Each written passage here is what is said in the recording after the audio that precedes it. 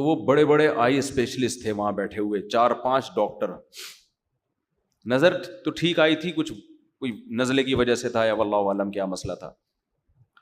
تو وہ 4 ڈاکٹر بیٹھ کے باتیں کر رہے تھے کہ یار ادھر فلاں جگہ جو ہے ایک ویکینسی ہے, اس میں اتنے $1,000 تنخواہ, اور فلاں جگہ اتنے $1,000, فلاں جگہ نا پیسوں کی نا کروڑ لاکھوں ہزاروں کی باتیں ہو رہی تھیں.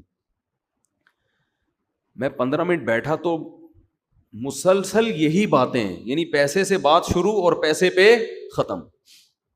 تو مجھے یاد ہے مجھے نا, حالانکہ میری عمر اس وقت 21 سال ہوگی, یہ 20 سال, 20-21 سال میری ایج تھی, تو مجھے ان پر بڑی حیرانگی ہو رہی تھی. دنیا مسافر خانہ ہے اور ان کی باتیں دیکھو کیا باتیں کر رہے ہیں بیٹھ کے, ہے بھائی. ٹھیک ہے بھائی, 20-21 سال میں تو اب مجھے خیال ہوتا ہے سب کی یہی باتیں ہوتی ہیں. ابے پیسہ کہاں سے کمائے گا, کتنا کمائے گا, یہی ہوتا ہے نا صبح شام. تو مجھے ان پہ حیرانگی ہو رہی تھی, یار اتنے ایجوکیٹڈ پڑھے لکھے ڈاکٹر ہیں, یہ سب اسپیشلسٹ ہیں, کوئی ان کی کوئی میٹنگ ہوگی کیا ہوگا واللہ عالم, آنکھ کی ایک بات بھی نہیں ہو رہی.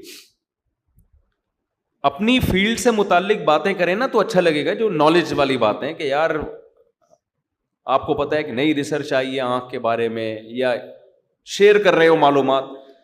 ٹوٹلی باتیں کیا ہو رہی ہیں, وہاں پر چلے جاتے ہیں وہاں اتنی تنخواہ ملے گی, ابے نہیں ادھر چلا جا ادھر اتنی ملے گی. وہ کہہ رہا ہے امریکہ میں چلے جاتے ہیں وہاں اتنی. تو مجھے ان پہ حیرانگی ہو رہی تھی, کیونکہ ہم مفتی رشید احمد صاحب رحمہ اللہ سے ہر وقت یہ سنتے تھے, وہ تو اپنے گھر کو 1 مہینے سے کہہ رہے ہیں مسافر خانہ ہے بھائی. تو جب سارا دن یہ سنے گا آدمی, تو جو ایک پڑھا لکھا ڈاکٹر جب ہر وقت یہ باتیں کرے گا نا, اس کا 24 مسلسل ان کی یہی باتیں ہو رہی تھی. ادھر اپلائی کرتے ہیں وہاں تنخواہ اتنی ہے, لندن چلے جاتے ہیں وہاں تنخواہ اتنی ہے.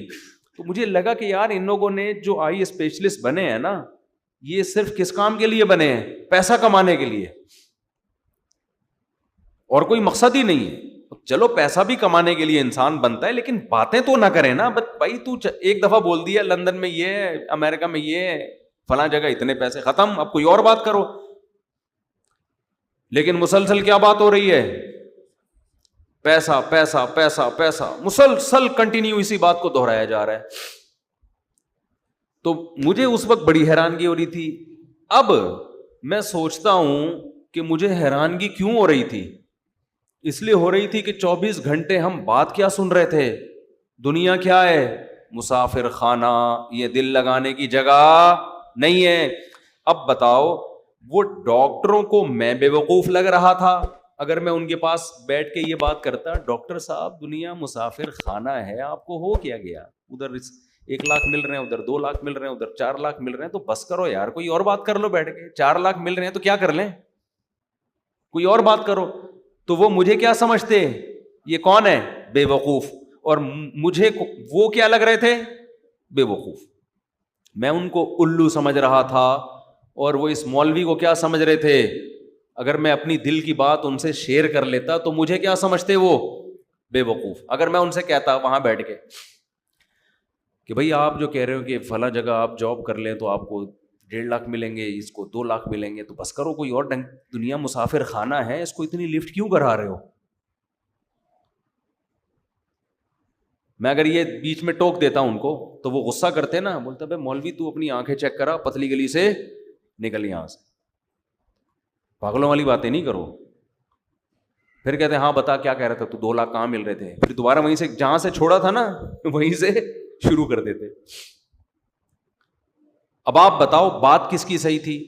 اگر میں ٹوک دیتا ہوں ان کو کہ مسافر خانہ اتنا لفٹ کراؤ جتنی ہے اس کی حیثیت, تو وہ 4 آدمی مل کے مجھے ملامت کرتے.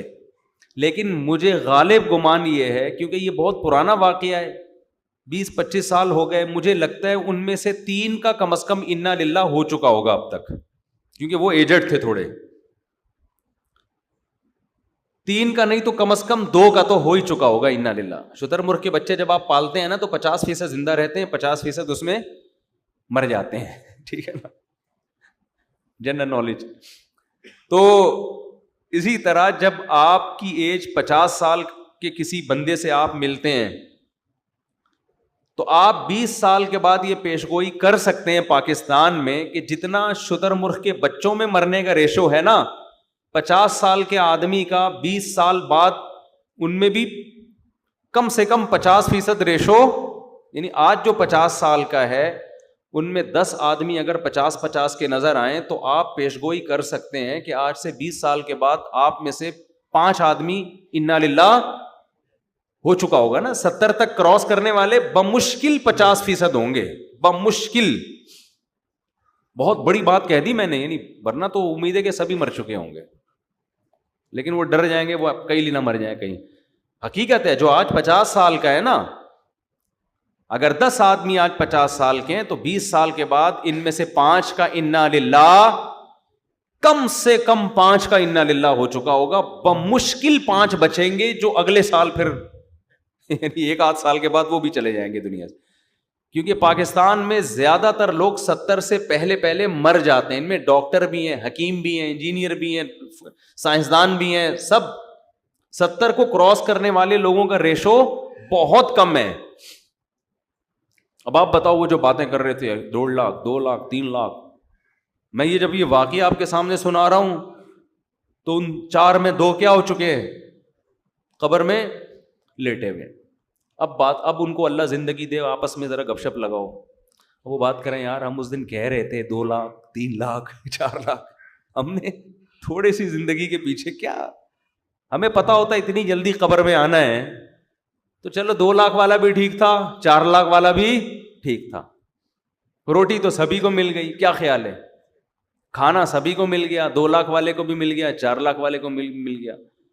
تو کیا اتنا بڑا مسئلہ نہیں تھا یہ جتنا بڑا ہم نے اس کو بنا لیا تھا.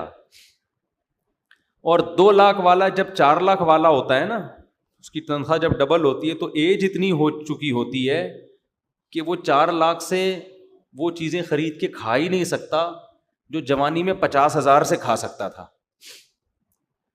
یعنی جب پیسہ آتا ہے نا، انسان کی ایج بھی اکثر بڑھ چکی ہوتی ہے، اس میں پیسہ آنے سے وہ مزے نہیں آتے جو کم عمری میں پیسے کے مزے ہیں. وجہ اس کی یہ کہ نہ پیٹ بھر کے کھا سکتا ہے، ساری جسم کی جو لذتیں ہیں وہ تو آپ کی باڈی سے ان کا تعلق ہے نا. جیسے جیسے ایج بڑھے گی تو دنیا کی لذتیں آٹومیٹیکلی کم ہونا شروع. تو یہ جو دنیا کی اللہ نے لذتیں رکھی ہیں یہ تو غریب آدمی کو بھی بھرپور طریقے سے ملتی ہیں. جو بیسک لذتیں جس میں انسان بہت لذت محسوس کرتا ہے، بھوک کے وقت کھانا، یہ بہترین لذت ہے نا. تو شدید بھوک ایک دفعہ آپ کو لگ جائے، پھر آپ کی تنخواہ 5,000 ہو، 10,000 ہو، 15,000 ہو، شدید بھوک کے بعد آپ کو دال روٹی میں اللہ وہ لذت دے گا جو 18 لاکھ 20 لاکھ کمانے والا وہ مرغوں میں اور بریانی میں اس کو وہ لذت نہیں آئے گی، کیونکہ اس نے اتنی بھوک لگنے ہی دی اپنے آپ کو.